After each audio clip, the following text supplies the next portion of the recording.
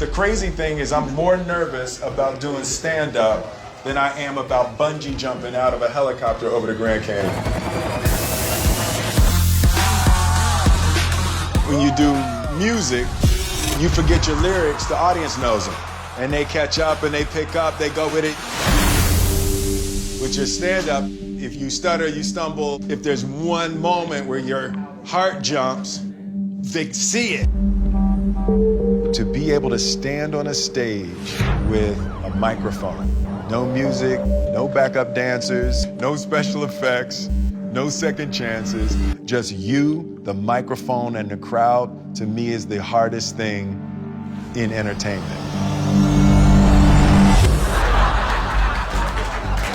This guy is actually his first time doing stand-up. I feel like he might have a future in it. Make some noise for what's-his-face.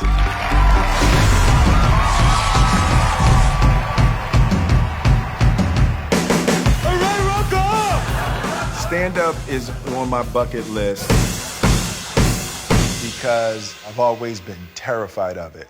I remember this one, it straight to match like this. Say, what's that? Richard Pryor running down the street.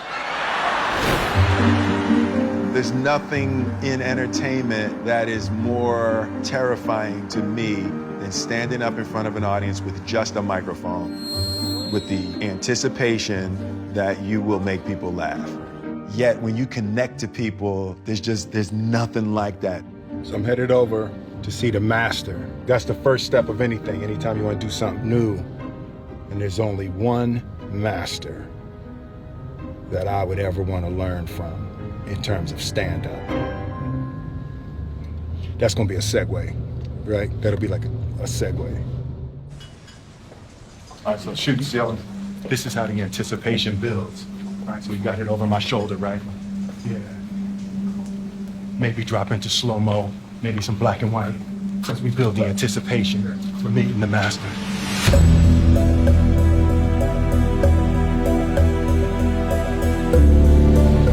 I'm like the young grasshopper, and I'm ready to meet the master. Yeah. What's good, man?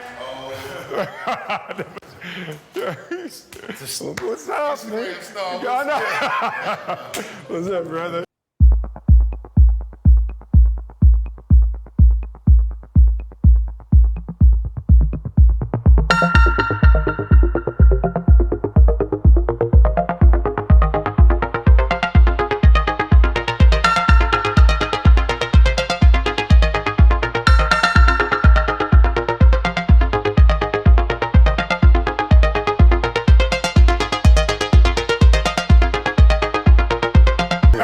Hell no. 12 weeks from now, Dave was like, cool, next week.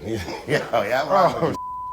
Yo, you call your brother, I come running, man. You know what it is, man. I appreciate that. Love, man. Appreciate you, man. So I just wanted to sit with you and get some pointers and some ideas. I've never done stand-up. Like, I've never used my life to create material to try to make people laugh. Oh, okay, this is gonna be fun. Yeah. All right, so I'll run down a checklist. Yep. All right, and I don't know who's directing it, but you might want to put these things on the lower third. Ooh, on the lower third? Yeah. Put it Somewhere right around here, there. there should be some words, okay? See, that's why you come to a master, right there. Yeah, you know, I know the lingo. The first thing I'll tell you is confidence is key.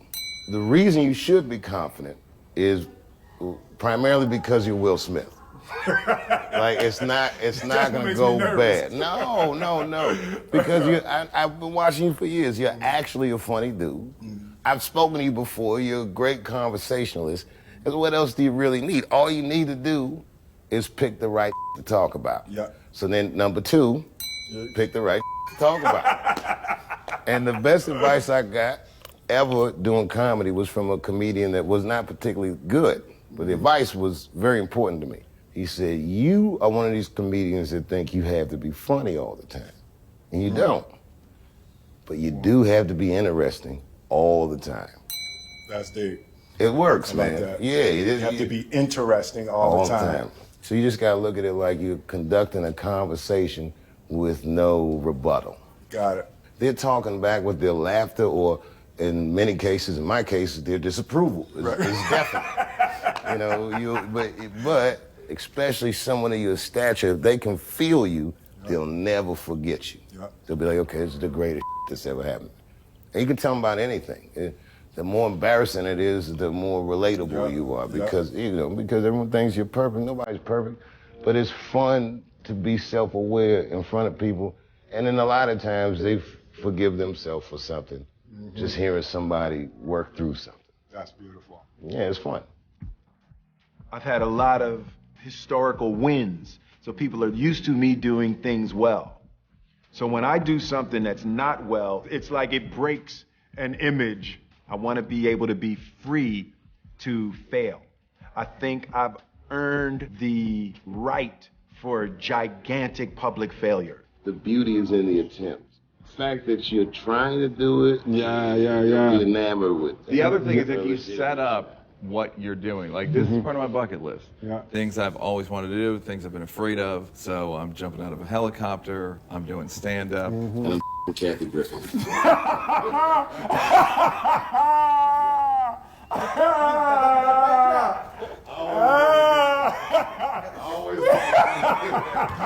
Yeah. And it's never been more dangerous. Hello, Q-Tip. Yo! What's up, boy? Yeah. It's Will. I got your shades on. What's up, man? I ain't got no CeeLo dice, though. I know, hey, listen, I was like, if that's tip, you got, trust me, we in Vegas, we gonna easily get 3 dice. There you go.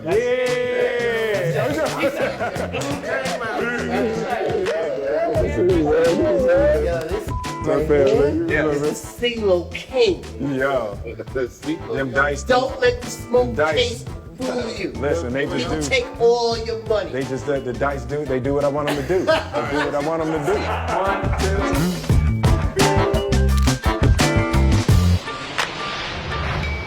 2. Hold up, boom, get the right angle, bam, bam, ooh, bam, damn, that's hot. So yeah, we just back from Vegas. So it was good, it was a good trip, I'm feeling very excited. All right, can I be honest with y'all? I'm just testing the camera. This is my first, it's a new camera, so I really don't have nothing to say. I'm just testing the camera. The stand-up is about exploring my life, having the opportunity to think about my life and think about my experiences in a way to craft them into jokes is a beautiful self-exploration. With me being the source of the material, I just need help mining my life and mining my experiences to be able to structure them into a routine. I got a sense of the type of stand-up I'll do. I think I'm a straight storyteller. It's not jokes for me as much as it's stories. As a fan, I kind of wanted him to talk about stuff that I want to know, you know, like how he feels about his family's success and how his family is growing and how they're all superstars. Talk about some close things that people really haven't heard about on stage. So it's gonna be really intimate. It's gonna be a door opening into Will's life.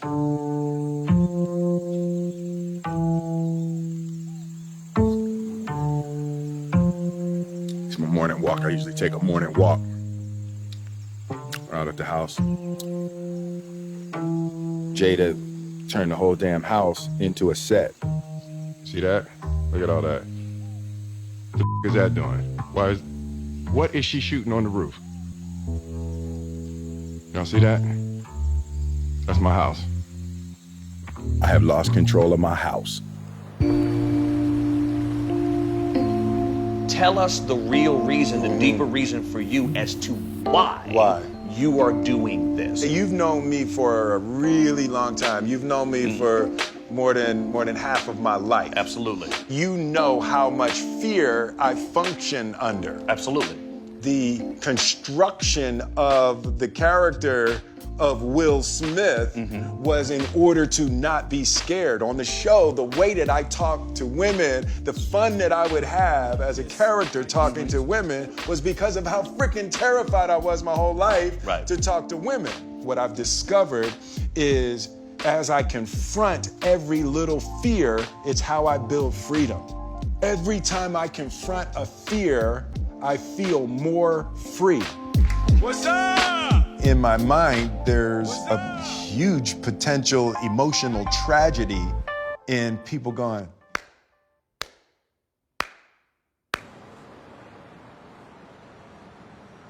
I'm getting nervous. Are you? We're getting close. Yeah, I'm actually getting nervous. I'm gonna learn something about myself. One of the things I'm already clear about is I care too much what people think about me. Like there's something I have to earn from people, like addicted to adoration. Right? I thought I had broken that. But as I can see, I still struggle with a little bit of a need for approval. The nerves around being judged are huge for me. It's been a big part of the difficulty in experiencing the joy that I want to experience in this life.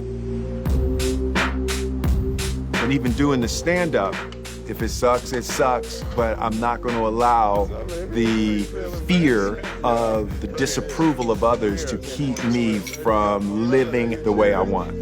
The good news is, fear is good for comedy. Really? Okay. Yeah, it's the best. I need that. One of the best shows I ever seen, a guy that went on was terrified. Love it. All right. Yeah, no, that's good. So I'm lined up for that. Yeah. I'm definitely lined up for that. The other thing is you gotta remember, you're a big star. Yep. If you look anybody directly in the eyes, they might look away. Wow. That's the power of celebrity. And you're a good dude. You don't have to put on any airs. You just, whatever. You know, I mean, being a good dude in comedy, that's rare. Comics are ass. You're gonna love it, man. Hello. What's up, man? What's happening? Whoa, hey, that's very bright. All right, paparazzi, I'll meet you at the next place. I stay getting in the wrong one. We gotta keep them guessing. Yeah. Man. Sorry, I'm smoking in your car. Painfully addicted to nicotine. You know the hardest part for acting with me? Not looking in the camera. Not looking I can't even do the basics. Do you have any comments about Kanye West running for president? What? Kanye West running for president. I've heard nothing about this man. Oh, really? No, I haven't heard anything about this. Okay. Man. All right. Well, hopefully we'll get the right celebrity in office. Yes. Can you, Will Smith, or you run for president? You would vote for me if I ran? I would. All right, yes. I'm gonna consider it. I'm gonna take that under advisement. Please. And I'll be the vice president. That way, nothing bad will happen to Will. Oh my God, that is wonderful. A rock and a hard place. We call that ticket. I love you guys. I love you. Be well. We have to make a movie together. That will be hilarious. All right, man, what's my last minute pep talk? You said something to me in Vegas that I've been thinking about since you said it, about confronting fear, like that's what your life's about. Yeah. And I'm like, that's a great way to live. But the thing that is so admirable about it is, even myself, I rarely step out of my comfort zone. Let me tell you, you know who makes me nervous when they're in the audience? Who? Eddie Murphy. Really? Yeah, I don't get starstruck and something about when I see him in an audience. Really? It makes me feel bad about myself. Because I know he's better than me. Yeah. Even though he don't do it anymore, I'm like, you're naturally more gifted. Eddie's hilarious, man. The Godfather. Yeah, he's a wild dude.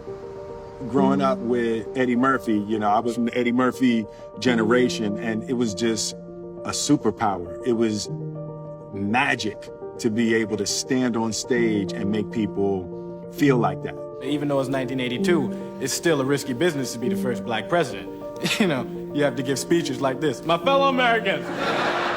Eddie Murphy was the singular image of what a young black man could become. And he didn't compromise his blackness. It's like, if you're gonna do it, you gotta do it like that.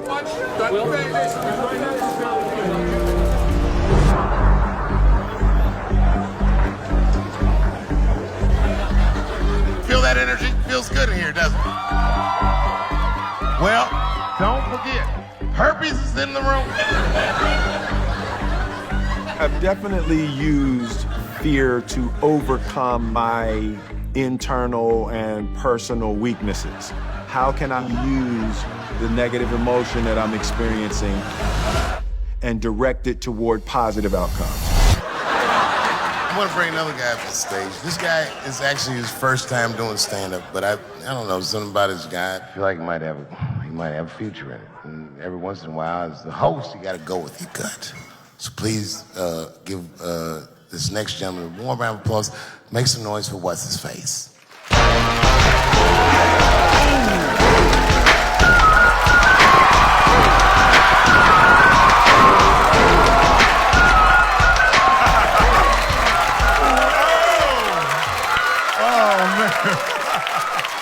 I know y'all like, what the hell is Will doing up there? Let me explain. It's my 50th birthday next week, yeah.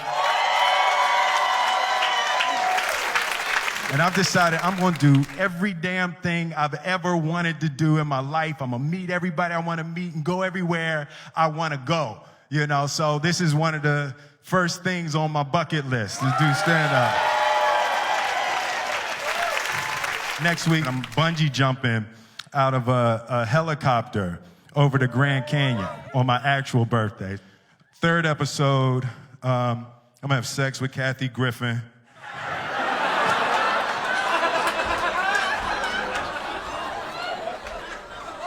Dave made me say that. Dave made me say that. It's really a new time in my life. You know, my kids all grown, my family, they all doing their thing. And, you know, I've kind of lost control of my house. Like Jada, she's shooting her show, the Red Table Talk. Some of y'all seen that? Red Table Talk. Oh, yeah, you saw it, yeah. No, you can enjoy it because she's not telling all your business.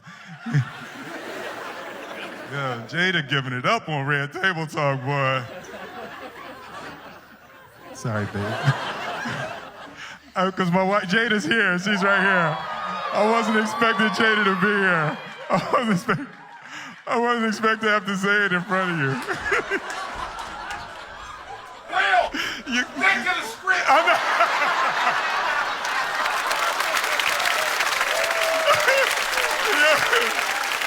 Oh, man. Oh, man. Even Jaden, like Jaden, that's my dog. Jaden was my one family member I thought I was going to have.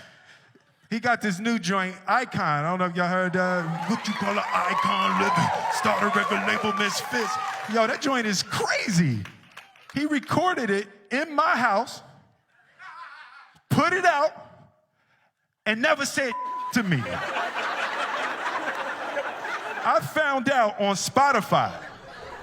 And I'm looking on my playlist, like, new music from Jaden Smith. Like, who the is Jaden Smith?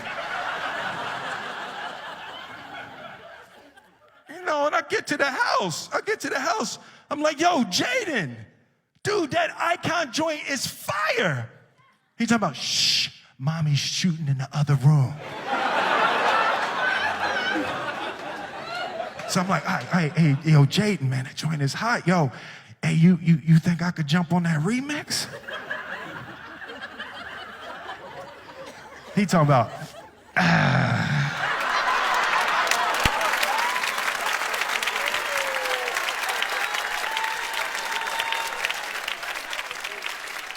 was like, he just looked at me like I'm the second best rapper in my house. So I waited for him to go to sleep. I went in the studio, I jumped on the remix anyway.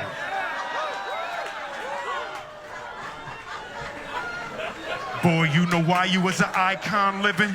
You was born from an icon living.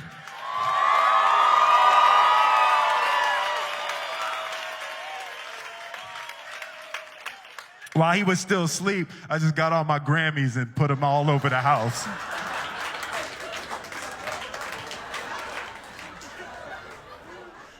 He came down for breakfast in the morning. I'm drinking my coffee out my summertime Grammy.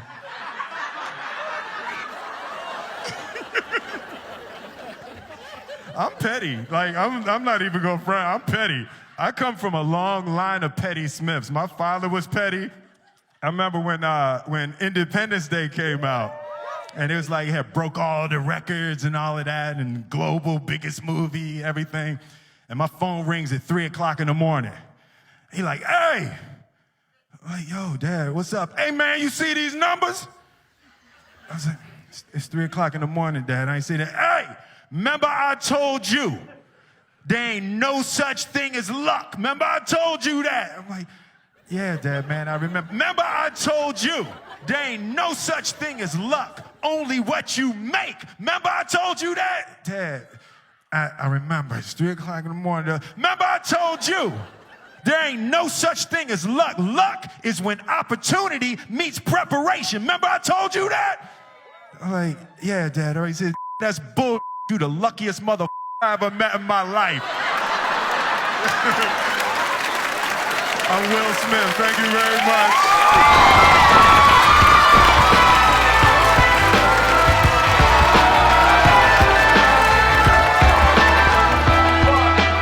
What I've discovered is if you are comfortable, you're not growing, and that's real. As I confront every little fear, it's how I build freedom. Every time I confront a fear, I feel more free. It's what Buddha called sublime detachment. Life is so much fun when you don't give a performance so fun, top of my game, balance your mind, the sound of my name rings like the cock of a clock. Explain my fame easy, I just shock them a lot. I first fake left, move right, all it takes is you to underestimate me, then my ego ignite. When I walk to the stage, it's like a big fight. It's all cheers, no cheers, I've been gigging for years, right? Philly coming to Havana, yeah.